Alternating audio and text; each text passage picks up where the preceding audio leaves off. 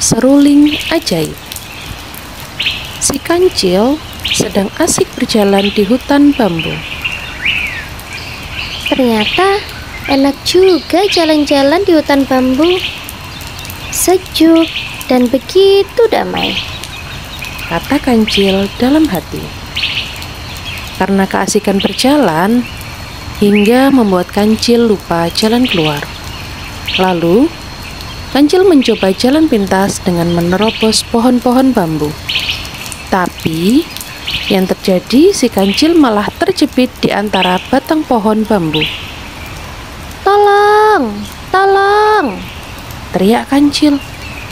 Tapi, karena semakin meronta, semakin kuat juga terjepit. Ia hanya berharap mudah-mudahan ada binatang lain yang menolongnya.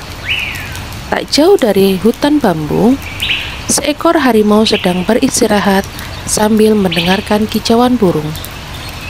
Berhayal bisa bernyanyi seperti burung. Andai aku bisa bernyanyi seperti burung, tapi siapa yang mau mengajari aku bernyanyi ya? Tanyanya dalam hati. Semilir angin membuat harimau terkantuk-kantuk. Tak lama setelah itu, harimau pun mendengkur. Tak lama setelah itu, terdengar suara berderit-derit. Suara itu semakin nyaring karena terbawa angin. Suara apa ya itu? Kata harimau. Yang pasti bukan suara kicauan burung. Sepertinya suaranya datang dari arah hutan bambu. Lebih baik aku selidiki saja. Ujar si harimau. Suara semakin jelas ketika harimau sampai di hutan bambu.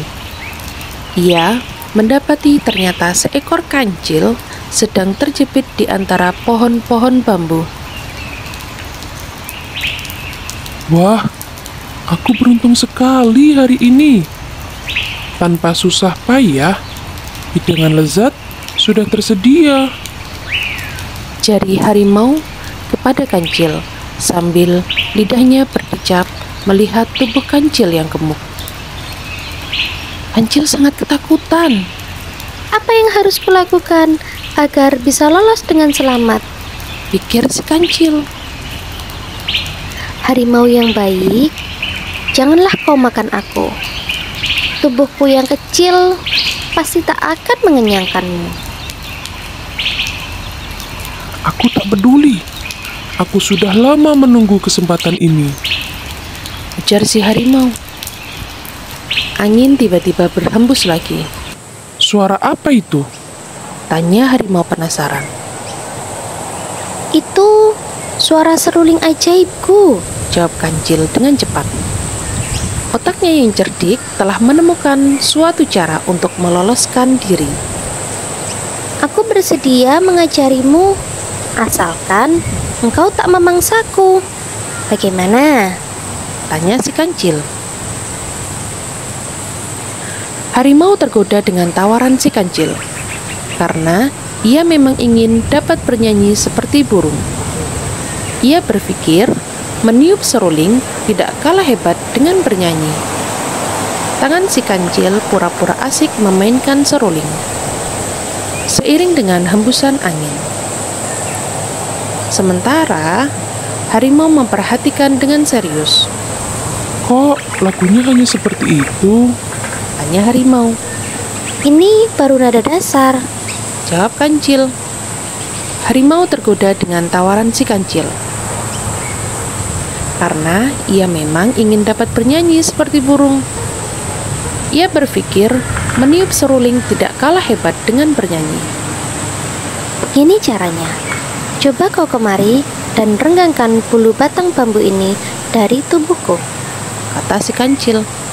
Harimau melakukan apa yang dikatakan oleh kancil, hingga akhirnya kancil terbebas dari jepitan pohon bambu.